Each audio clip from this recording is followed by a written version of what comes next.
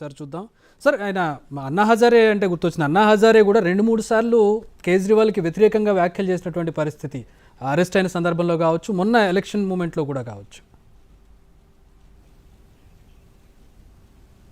అంటే అన్నాది పర్సనలే తప్ప అదేమి ఐడియాలజికల్ పొలిటికల్ కాదు కదా. ఆయన అన్నా హజారేకు కేజ్రీవాల్కు మధ్య ఉండే వివాదాల గురించి మనం ఎందుకు మాట్లాడాలి? మరొక విషయం సార్, అంటే ఇప్పుడు ఆప్ చేసుకున్నటువంటి స్వయంకృత అపరాధాలతో పాటు బీజేపీ ఎప్పుడు అంటే లెఫ్టినెంట్ గవర్నర్ తోటి ఆప్కి ఎప్పుడు కూడా సయోధ్య లేదు, ఎప్పుడు కూడా ఏదో ఒక గొడవ జరుగుతూనే ఉంటుంది. లా అండ్ ఆర్డర్ విషయంలో కావచ్చు, ఇతర అభివృద్ధి విషయాల్లో కావచ్చు. బీజేపీ ఒక ప్రజల్లో ఒక అభిప్రాయాన్ని ఏమైనా కలిగించడంలో సక్సెస్ అయిందా? అంటే ఇక్కడ కూడా బీజేపీ వస్తే బాగుంటుంది, ఎందుకు ప్రతిసారి ఈ గొడవలు, ప్రశాంతంగా ఉంటుంది కదా బీజేపీని ఇక్కడ తీసుకొస్తే, సరే ఈసారి బీజేపీకి ఇచ్చేద్దాం అనే ఒక అభిప్రాయం అన్న కొంతమంది ప్రజల్లో కలిగించగలిగింది అనుకోవచ్చా? అంటే పాసిబుల్ ఇది. ఎందుకంటే అరవింద్ కేజ్రీవాల్ ఏంటంటే విక్టిమ్హుడ్, నన్ను పనిచేయనిస్తలేరు అని. అది నిజం కూడా.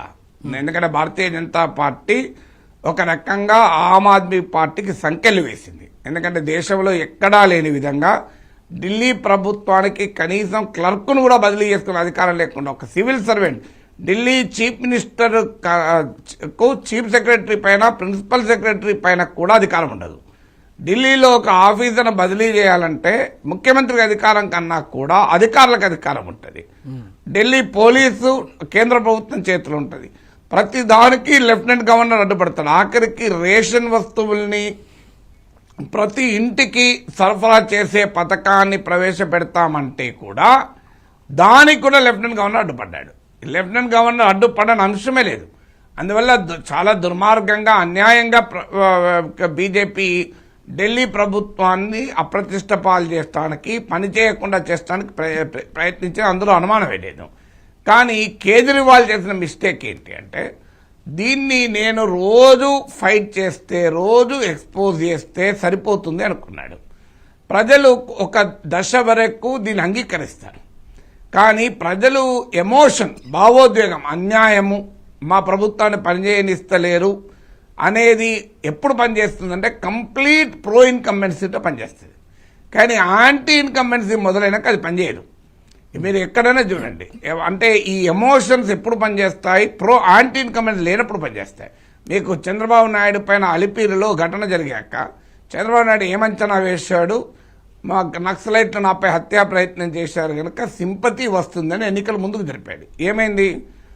అలిపిరిలో చంద్రబాబు నాయుడు పైన హత్యా ప్రయత్నం జరిగినాక ఎన్నికలైతే ప్రజలు ఓటేలే టీడీపీకి. అంటే ఎందుకంటే అప్పటికే యాంటీ ఇన్కంబెన్సీ మొదలైంది. ఏదైనా విక్టిమ్హుడ్ పాలిటిక్స్ అనేది యాంటీ ఇన్కంబెన్సీ మొదలైనప్పుడు పనిచేయదు. మీకు కరెక్ట్గా చంద్రబాబు నాయుడు అరెస్ట్ చూడండి. జగన్మోహన్ రెడ్డి అరెస్ట్ ఎప్పుడు చేశాడు? యాంటీ ఇన్కంబెన్సీ మొదలైనకే చేశాడు. దానివల్ల మీకు చంద్రబాబు నాయుడు ప్లస్ అయింది. అదే మీకు చంద్రబాబు నాయుడు పట్లనే వ్యతిరేకతున్న సమయంలో అరెస్ట్ చేసి ఉంటే ఈ డ్యామేజ్ జరిగేది కాదు. అందువల్ల ఎప్పుడైతే కేజ్రీవాల్ ప్రో ఇన్కంబెన్సీ ఉన్న సమయంలో లెఫ్టినెంట్ గవర్నర్ పైన, కేంద్రం పైన ఎంత ఫైట్ చేసినా జనం యాక్సెప్ట్ చేశారు. కానీ ఎప్పుడైతే యాంటీ ఇన్కంబెన్సీ మొదలైందో ఆ ఫైట్ పట్ల ప్రజల పర్సెప్షన్ మారిపోతుంది. ఏంది గోలా, ఎప్పటికీ ఏంది ఈ గోలా అనేటువంటి భావన పెరుగుతుంది.